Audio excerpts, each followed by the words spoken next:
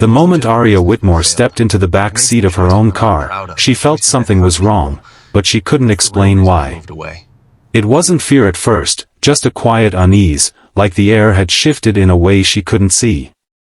The city outside moved in its usual rhythm, sunlight reflecting off glass towers, people rushing through crosswalks, life continuing as always. Yet inside that car, something felt different, heavier. And the man behind the wheel, the temporary driver she had hired just hours ago, was not who he seemed to be. If you believe in kindness and second chances, take a moment right now to like, comment, share, and subscribe to the channel Echoes of Stories. Your support helps keep these meaningful stories alive. Aria Whitmore was not someone who trusted easily. At just 32, she had built Whitmore Industries from a struggling startup into one of the fastest-growing tech companies in the city. Every decision she made was precise, calculated, and rarely emotional. People admired her success, but few understood the cost of it. Long nights, broken relationships, and a constant pressure to stay ahead had shaped her into someone who valued control above everything else. That morning had been no different, until her regular driver called in sick. Pressed for time and already late for a crucial meeting, Aria had reluctantly agreed to hire a temporary driver through an agency. That was how Liam Carter entered her life, quiet, composed, and almost invisible in the way he carried himself. He looked to be in his mid-30s, dressed simply in a clean but worn shirt, his hair neatly combed, his eyes calm but distant.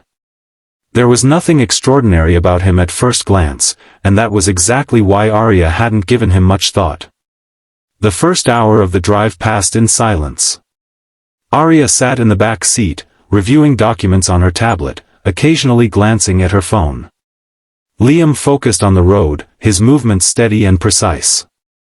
But then something small happened, so small it should have gone unnoticed. As they stopped at a traffic light, a young child selling flowers approached the car. Aria barely looked up, used to the daily sights of the city's struggles. But Liam did. Without hesitation, he rolled down the window, spoke gently to the child, and handed him some money without taking a single flower. Aria noticed. It wasn't the act itself, it was the way he did it. There was no hesitation, no pity in his eyes, just quiet understanding. It lingered in her mind longer than she expected. As the drive continued, Aria's schedule began to unravel. One meeting was delayed, another cancelled, and suddenly she found herself with hours of unexpected free time. Frustrated, she leaned back in her seat, letting out a soft sigh. That was when Liam spoke for the first time. He suggested a quieter route through the older part of the city, explaining that traffic ahead would be heavy. His voice was calm, respectful, but carried a confidence that caught her off guard. Most temporary drivers barely spoke unless asked, yet he seemed to understand the city in a way that felt deeper. Aria agreed. The car moved away from the crowded business district into streets lined with old trees and modest homes. The sunlight filtered through leaves, casting soft patterns across the windshield. It was peaceful, almost nostalgic. Aria found herself looking outside instead of at her screen, something she hadn't done in years. Then she noticed something else.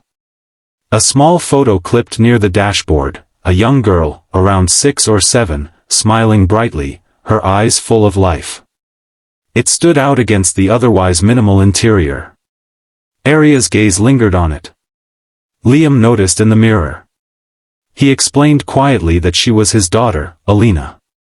He didn't elaborate much, but there was a softness in his voice that hadn't been there before.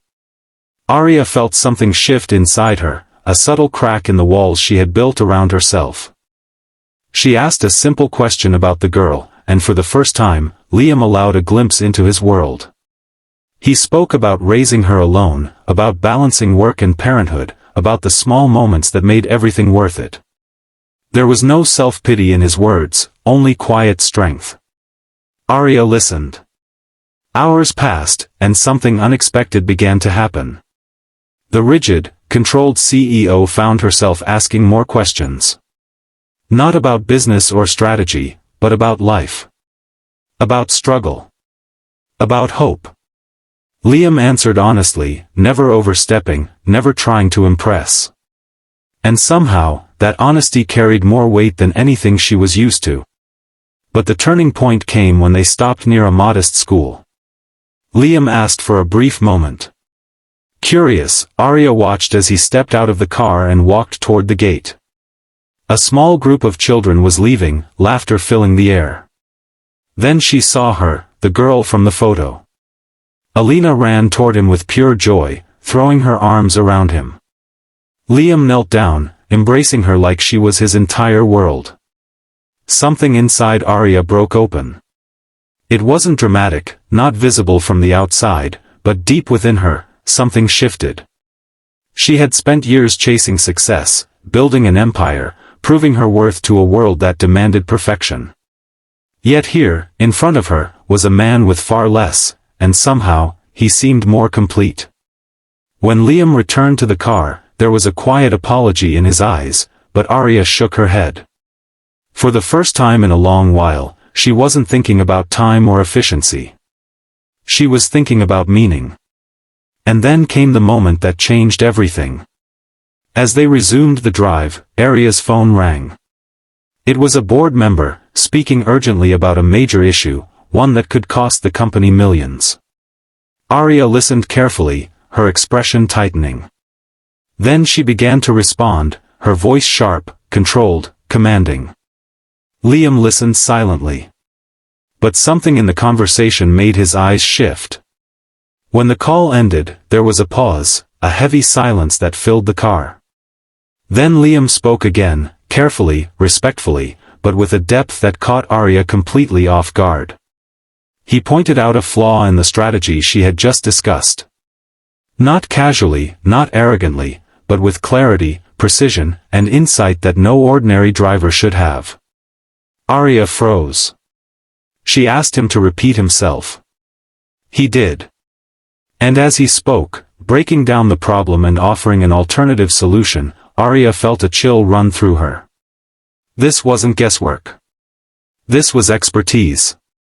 High-level, strategic thinking, the kind that came from years of experience in corporate leadership. Her mind raced.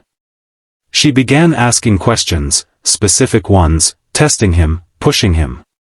And every answer he gave was sharper, deeper, more refined than the last. This man was not just a driver. Finally, she asked the question that had been building inside her. Who are you really? The car slowed to a gentle stop. Liam took a breath, his eyes meeting hers through the mirror. And then, quietly, without drama, he revealed the truth. He had once been the CEO of a major firm, one that had collapsed after a series of unforeseen events. Not because of incompetence, but because of circumstances that spiraled beyond control. The fallout had cost him everything, his career, his reputation, his stability. But not his daughter. She was the reason he kept going. Driving wasn't his dream, it was his way of surviving, of rebuilding, of staying present for the one person who still believed in him without condition. Arya sat in silence. The world she thought she understood suddenly felt incomplete. Here was a man who had fallen from the same heights she stood on, and yet, he carried no bitterness, no arrogance, no need to prove himself. Only quiet resilience. And in that moment, Arya realized something that shook her more than any business crisis ever could. Success wasn't what she thought it was. The rest of the day passed differently. The urgency, the pressure, the constant need to control everything, it all seemed less important. Instead, Arya found herself reflecting on choices she had made, relationships she had neglected, and the life she had been too busy to actually live. By the time the car returned to her office, she had made a decision. Not one based on strategy, but on something far more human. Before Liam could step out, she spoke. Her voice was steady, but there was a new warmth in it. She offered him something unexpected, not just a job, but an opportunity. A chance to step back into the world he once belonged to use his skills, to rebuild not just his career, but his confidence. Liam hesitated. Not out of doubt, but because he had learned to live without expecting anything. But Arya insisted. Because for the first time, she wasn't just building a company. She was building something that mattered. If this story touched your heart even a little, take a moment to like, share, and comment. Your support truly means more than you realize. And before we reach the end, here's something special. Comment, second chances matter, if you believe people deserve the opportunity to rise again. In the weeks that followed, everything began to change.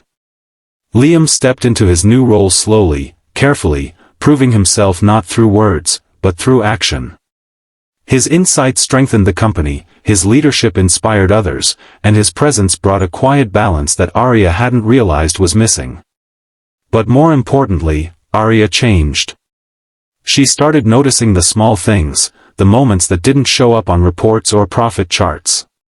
She took time to breathe, to listen, to connect.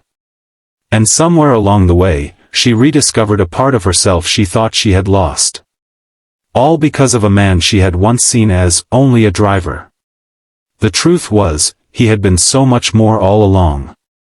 And sometimes, the people we overlook are the ones who change our lives forever.